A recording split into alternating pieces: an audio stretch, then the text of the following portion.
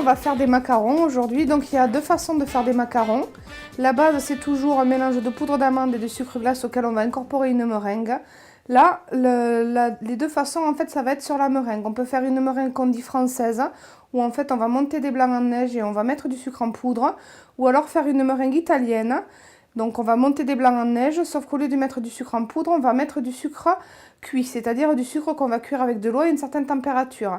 Donc c'est quand même un petit peu plus technique qu'avec la meringue française. Par contre, on a des macarons quand même plus brillants et vous verrez que la meringue sera bien plus jolie qu'une meringue française. On va faire aujourd'hui des macarons à la pâte de spéculoos qui se trouve dans le commerce. Mais ensuite, vous pouvez tout à fait à la maison vous faire ce que vous voulez au niveau des garnitures.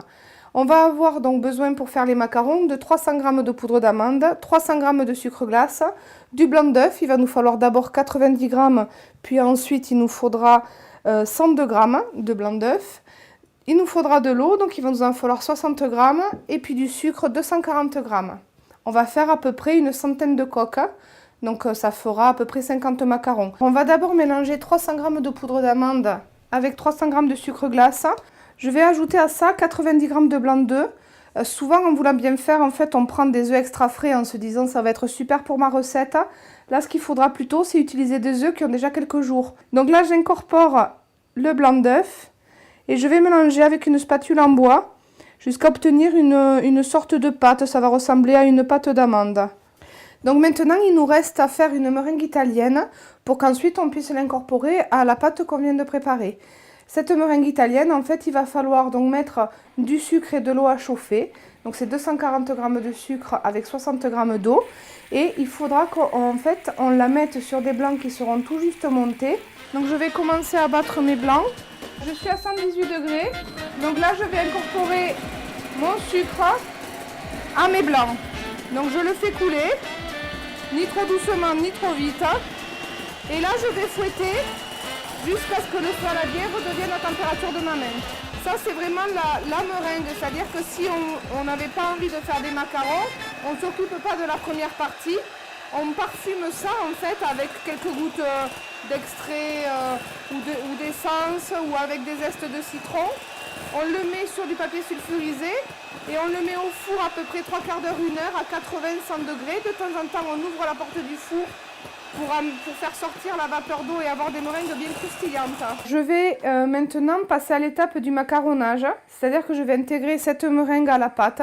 Donc il y a une certaine façon de faire et c'est à ce moment-là aussi que je vais mettre le colorant. Concernant les colorants, j'utilise des colorants en poudre, tout simplement parce qu'en fait ils ont tendance à moins décolorer que des colorants liquides. Donc le dosage du colorant c'est vraiment très très léger. Vous voyez, je mets une toute petite pointe de colorant en fait dans ma préparation. Donc maintenant, je vais passer à l'étape du macaronnage. L'outil indispensable, c'est une maryse. Je vais d'abord incorporer à peu près 1/3 de ma meringue à cette préparation. Donc c'est vraiment à peu près. Vous voyez qu'on a quand même une bien belle jolie meringue qui tient bien. Et là, je vais en fait soulever ma pâte et incorporer cette meringue. Le geste, en fait, c'est d'appuyer. Évidemment, plus il va y avoir de pâte et plus ça va être un petit peu difficile. En fait, l'étape du macaronnage est importante pour obtenir une belle petite collerette au pied du macaron. La collerette, c'est cette petite mousse qui a tout autour. Une fois que le premier tiers est bien intégré, le premier tiers de meringue, je vais incorporer le deuxième tiers. Alors maintenant, je vais mettre le troisième tiers, donc la dernière partie de ma meringue. Donc ma troisième partie est bien intégrée. Pour voir en fait si j'ai assez macaronné, il suffit que je prenne un petit peu de pâte et je vois en fait comment elle tombe. Vous voyez qu'ici en fait ça tombe et ça finit par former un V. Donc à ce stade-là, c'est suffisant, j'arrête de macaronner. Voilà, ce qu'il faut c'est que je me mette donc ici bien au ras de mon papier sulfurisé. Je presse en ayant la poche bien droite et en restant bien au centre du macaron et je lâche.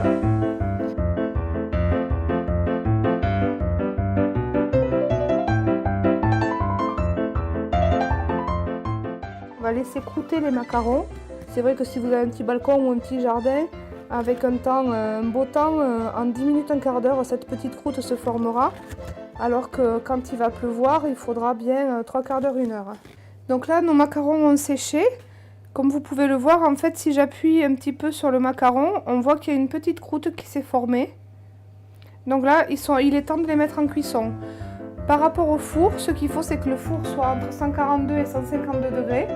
Donc ce qu'on fait, c'est qu'on le met un tout petit peu plus, parce que quand on va l'ouvrir, évidemment, il y a un petit peu de chaleur qui va partir. Et là, on va les laisser refroidir, pour la simple et bonne raison que si je les décolle maintenant, toute la garniture qui est à l'intérieur va rester collée à mon papier sulfurisé. Je pourrai les décoller que quand ils auront un petit peu pris en froid. Donc maintenant, on va mettre la garniture dans nos macarons. Donc on prend 2 macarons qui ont à peu près la même taille.